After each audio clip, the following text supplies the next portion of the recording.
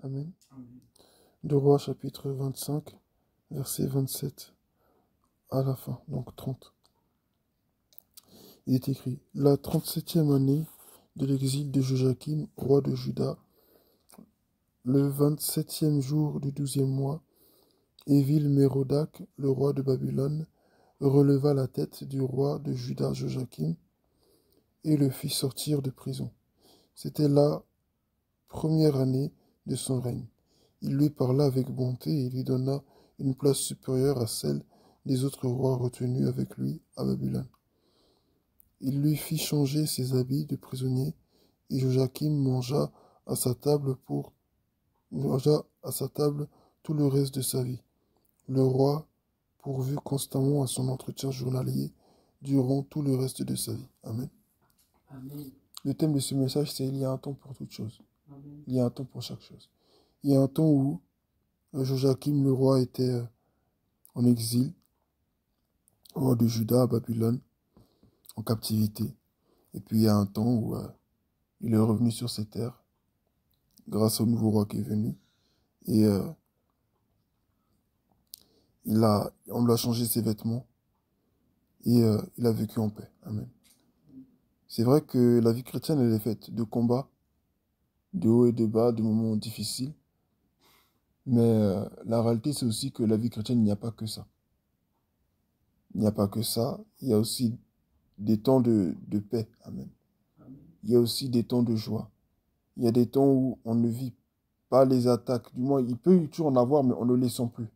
Il y a des moments où Dieu nous préserve énormément, des moments de récompense, des moments de délivrance, des moments où nos ennemis, nous ne les entendrons plus.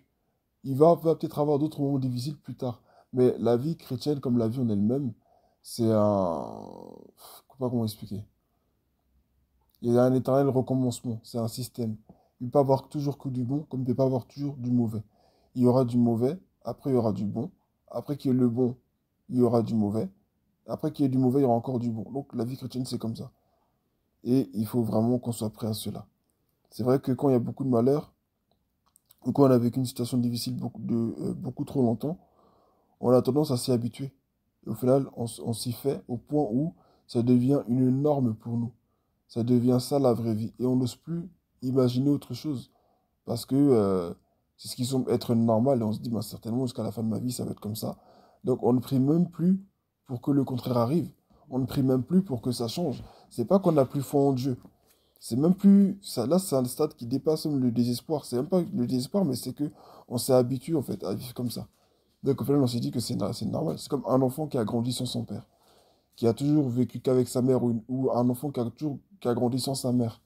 Sa mère n'a jamais été là, il ne connaît pas la tendresse d'une mère. Il sait qu'une mère, c'est important, mais il ne connaît pas vraiment la présence d'une mère. Il a toujours vécu, bref, l'enfant a toujours vécu avec son père. C'est pas que, c'est pas que sa mère n'a rien à faire dans sa vie, mais il est tellement habitué à vivre qu'avec son père que le jour où sa mère arrive, ça va lui faire bizarre. Sa mère sera comme étrangère pour lui, alors que pourtant c'est sa mère. Pareil pour l'enfant qui vit avec son père. Amen. Amen. Donc, quand on est habitué à vivre une certaine situation, même si on sait au fond de nous qu'elle est anormale, euh, au final, elle deviendra normale pour nous, parce qu'on a l'habitude d'être dedans. Donc,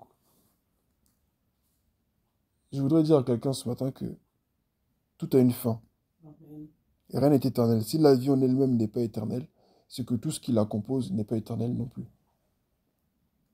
Le Amen. travail qu'on a n'est pas éternel. On a été un jour en maternelle, après on a été en primaire, après on a été au collège, après on a été au lycée, après on était à la fac. Et après on a fait des études plus spécifiques concernant notre métier, pour selon la filière où on veut se diriger. Ou d'autres ont fait des formations courtes. Et puis après, aujourd'hui, on se retrouve dans la vie active. Certains étaient célibataires, aujourd'hui, ils sont mariés.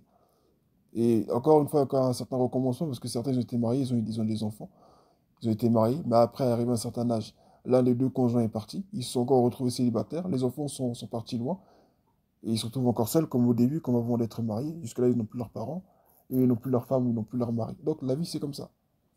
Et à la fin, ils vont partir tout seuls. Et s'ils sont sauvés, ben, ils repartiront ils partiront dans la félicité. Et là-bas, ils ne seront plus jamais seuls aussi. Donc, la vie, c'est comme ça. Mais j'aimerais vraiment encourager quelqu'un pour dire que comme Joachim, le Seigneur n'a pas permis à ce qu'il finisse sa vie dans la honte. Aucun vrai enfant de Dieu ne finira sa vie dans la honte. Amen. Parce il y a un temps pour chaque chose. Il y a un temps pour l'humiliation, il y a un temps pour le rejet, il y a un temps pour les moments vraiment difficiles. Et puis il y a vraiment un temps où tu as l'impression que tout ce que tu as vécu dans le passé, c'est un rêve. Même si tu l'as pas écrit quelque part, mais tu as l'impression que tout ça, c'est un rêve, que c'est passé. De la même manière dont tu avais l'impression que lorsqu'on te parlait des moments de bénédiction, de la délivrance, de la même manière dont tu te disais, non mais ça c'est un rêve, j'y crois plus, ça fait longtemps que je suis dans ça, j'y crois plus. De cette même manière aussi, lorsque tu vas sortir des moments difficiles, tu vas les voir de loin comme si c'était un rêve. Donc, restons dans l'espoir. Et même s'il n'y a plus d'espoir, mais restons conscients dans tous les cas que avec Dieu, il y a un temps pour chaque chose.